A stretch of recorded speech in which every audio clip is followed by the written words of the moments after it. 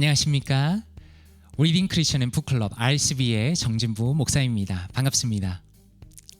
오늘은 새로운 책 한 권을 시작하려고 합니다. 놀라운 하나님의 은혜라는 책입니다. 영어 제목은 What's So Amazing About Grace라는 제목입니다.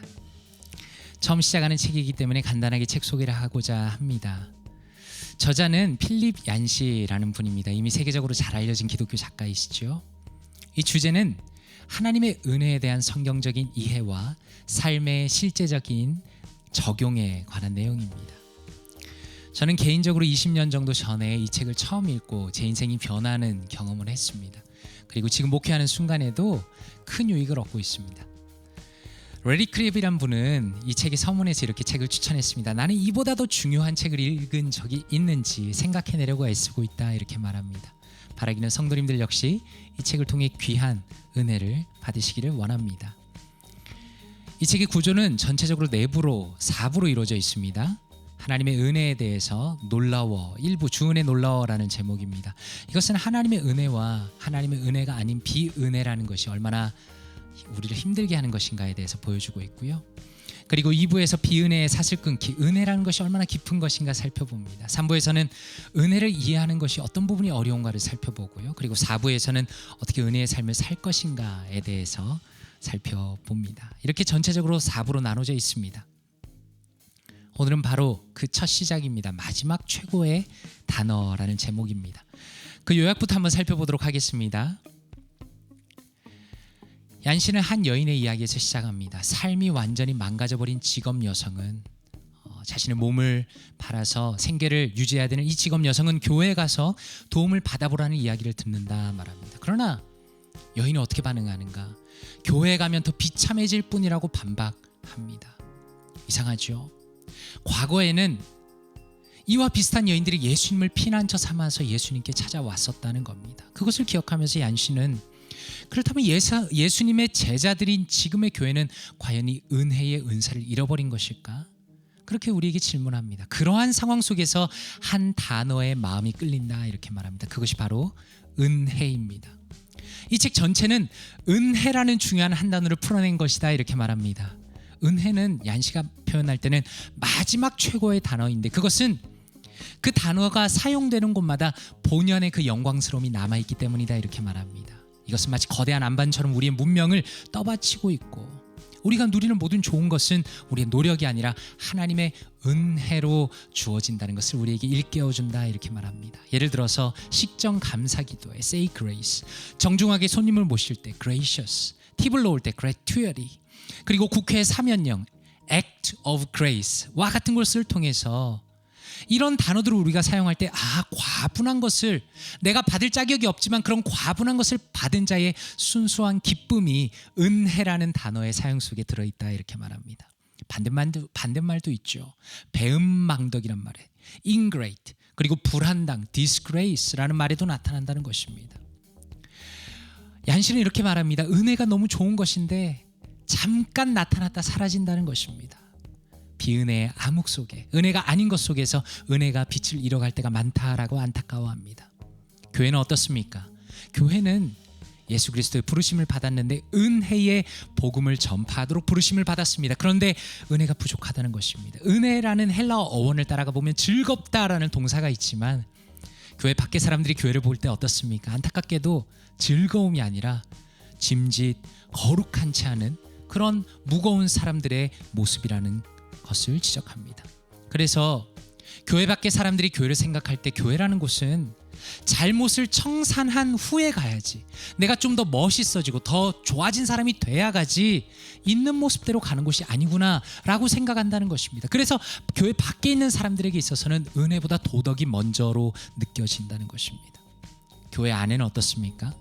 교인들 중에는 지옥에 가지 않기 위해서 신경 쓰다가 천국을 향한 여정의 기쁨을 놓치는 사람도 있고, 비은혜의 세상 속에서 은혜의 안식처가 되는 교회의 사명을 망각하는 사람들도 있다는 것입니다. 교회에는 훌륭한 사람들이 많이 있지만 이렇게 은혜를 잊어버리고 은혜를 베풀지 못하는 것이 교회의 약점이다라고 말합니다. 그리고 더 깊숙이 들어가서 개인들은 하나님의 무조건적인 은혜와 용서를 깨닫고 받아들이지 못하고 또 그것을 다른 사람들에게 베풀지 못하고 있다. 세상은 교회를 따라할 수는 있겠지만 은혜를 베푼다는 점에선 세상이 교회를 따라할 수 없다 이렇게 말합니다. 은혜에 대한 목마름이야말로 사람들이 교회를 찾는 이유다라고 말하면서 끊임없이 교회에서 중요한 것은 은혜라고 말합니다. 그리고 자신의 이 책에서 은혜를 설명하는 것이 아니라 전달하고 싶다 이렇게 말합니다. 그렇다면 이 부분에 대해서 조금 더 깊이 들어가서 책 안의 한마디를 통해 살펴보도록 하겠습니다. 얀 씨가 한 책에서 인용한 부분입니다. 나는 오래전에 복음주의적인 그리스도인들이 겪는 대부분의 정서 문제의 주요 원인은 다음 두 가지라고 결론을 내릴 수밖에 없었다. 하나는 하나님의 무조건적인 은혜와 용서를 깨닫고 받아들이지 못하며 누리지 못하는 것이고, 또 하나는 그 무조건적인 사랑, 용서, 은혜를 다른 사람들에게 베풀지 못하는 것이다. 은혜의 복음이 정서의 차원까지 뚫고 들어가지 못하는 것이다 이렇게 말하고 있습니다. 굉장히 중요한 부분입니다. 얀 씨가 말하고 싶은 부분이 이것입니다. 예수 그리스도의 제자들로서 하나님의 은혜의 복음을 전해야 되는 교회가 하나님의 놀라운 은혜를 받아들이지 못하고 또 그 놀라운 은혜를 베풀지 못하고 있다. 하나님의 은혜가 우리의 정서적인 차원까지 들어오지 못하고 있는 것이 현대교회의 가장 큰 문제이다라고 지적하고 있는 것입니다. 사랑하는 성도님들은 어떻습니까? 또 저는 어떻습니까? 바로 이런 부분에 대해서 이 놀라운 하나님의 은혜가 작은 도움이 되기를 원합니다. 그렇다면 이 부분에 대해서 말씀으로 한번 바라보길 원합니다. 얀 씨가 이 챕터에서 말씀을 인용하진 않았지만 저는 이 말씀이 생각났습니다. 그의 집에 앉아 잡수실 때에 많은 세리와 죄인들이 예수와 그의 제자들과 함께 앉았으니 이는 그러한 사람들이 많이 있어서 예수를 따름이더라. While Jesus was having dinner at Levi's house, many tax collectors and sinners were eating with him and his disciples, for there were many who followed him.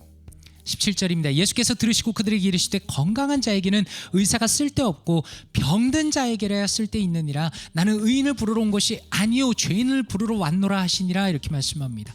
On hearing this, Jesus said to them, It is not the healthy who need a doctor, but the sick. I have not come to call the righteous, but sinners. 이렇게 말씀합니다. 이 부분에 대해서 NIV 존드만 스터디 바이블은 이렇게 설명합니다. 조금 길지만 몇 페이지에 걸쳐서 읽어보겠습니다. 세리들에 대해서 이렇게 설명합니다. Tax collectors, they routinely demanded inflated payments, and if working for Rome, they were despised as traitors. Their houses were regarded as impure, and they were expelled from the synagogue. 죄인들은 어떤 사람들입니까? The notoriously wicked and those who fail to observe God's law in keeping with how the teachers of the law interpreted it. Jesus' announcements of God's mercy attracted many of them. 이렇게 설명합니다. 이들이 함께 먹고 있습니다. 예수님과 먹고 있습니다. 여기에 대해서 이렇게 설명합니다. A sign of friendship fellowship that apparently implied and leads to the Pharisees a degree of acceptance of the sinner's behavior. Jesus' activity here stands in sharp contrast to the desert dwelling asceticism of John the Baptist. 이렇게 설명합니다. 이런 의미입니다. 세리들은 어떻습니까? 정기적으로 부풀려진 비용을 요구했다는 겁니다. 정당한 것을 거둔 것도 아닙니다. 예수님 당시 세리들이 심지어 로마를 위해서 일하는 경우에는 그들은 당연히 반역자로 몰릴 수밖에 없죠. 그들의 집은 불결한 것이었습니다. 그들은 회당에서부터 쫓겨났습니다. 죄인들이라는 것은 악명 높은 악인들을 대표하는 말이고요. 그리고 율법 교사들의 방식대로 하나님의 법을 지키는데 실패한 사회적인 명백한 실패자들을 의미하는 것입니다. 그런데 예수님께서 이들에게 하나님의 자비에 대해서 말씀하시고 죄인 중에 많은 이들이 그들의 마음이 매료되었습니다. 예수님이 이들과 함께 밥을 먹습니다. 이것은 그냥 먹는 것이 아니고 명백하게 우정과 친교의 의미를 가지는 것이죠. 바리새인들이 그것을 보았을 때 그들은 분명히 알았을 것입니다. 죄인들의 행동에 대해서 받아들이는 그 예수님의 수준이 상상을 초월한다는 것을 이해했을 것입니다. 예수님은 어떻습니까? 세례 요한과 다릅니다. 세례 요한은 사막에서 회개를 선포했지만 이분은 죄인들에게 찾아가셔서 그들과 함께 어울려 식사하시며 친교하시는 분이시라는 그 뚜렷한 대조를 보여주고 있다는 것입니다. 그렇다면 이러한 내용에 대해서 RCB의 관점을 한번 살펴보기 원합니다. 얀 씨가 교회의 본질을 짚어내고 있다는 것은 너무나 탁월한 부분입니다. 얀 씨는 단순히 은혜에 대해서만 설명하는 것이 아니라 교회의 본질에 대해서 설명합니다. 교회는 무엇입니까? 은혜를 가져야 한다는 것입니다. 은혜를 베풀어야 한다는 것입니다. 예수님은 은혜를 베푸시는 분이었죠. 우리가 방금 말씀에서 본 것처럼. 그런데 왜 그분의 제자들은 은혜를 망각하고 살아가는 것일까요?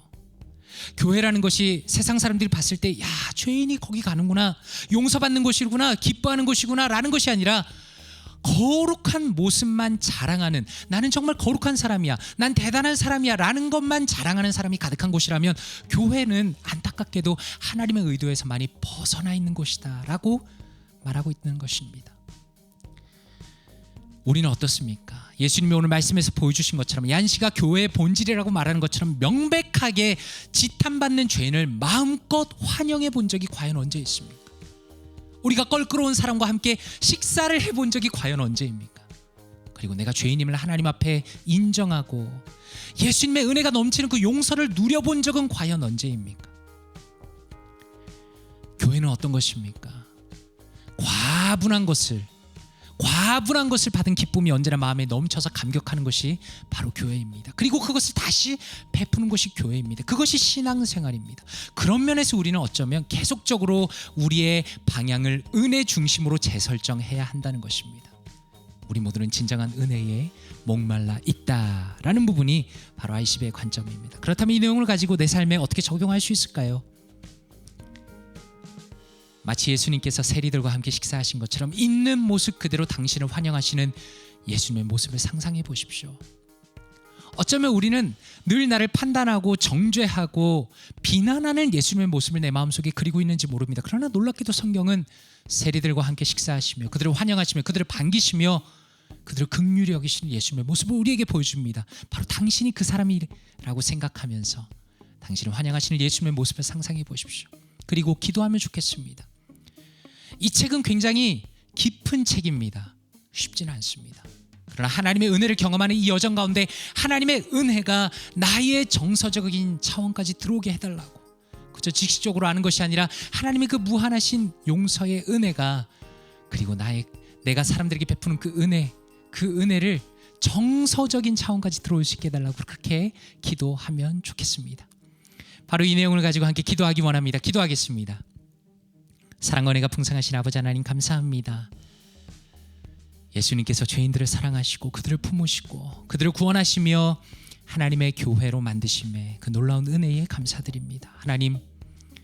하나님의 무한하신 그 사랑과 은혜가 우리의 정서적인 차원까지 파고 들어오기 원하며 또한 그 은혜를 베푸는 사람이 되기를 원합니다. 주님, 이 은혜를 경험하며 깨닫는 이 여정 속에서 하나님 함께 하시고 성령 하나님 우리의 마음을 만져주시고 우리가 책을 펴서 읽을 때마다 강의를 들을 때마다 하나님의 은혜로 충만케 되는 역사를 허락하여 주시옵소서. 감사드리며 예수 그리스도 이름으로 기도드리옵나이다. 아멘.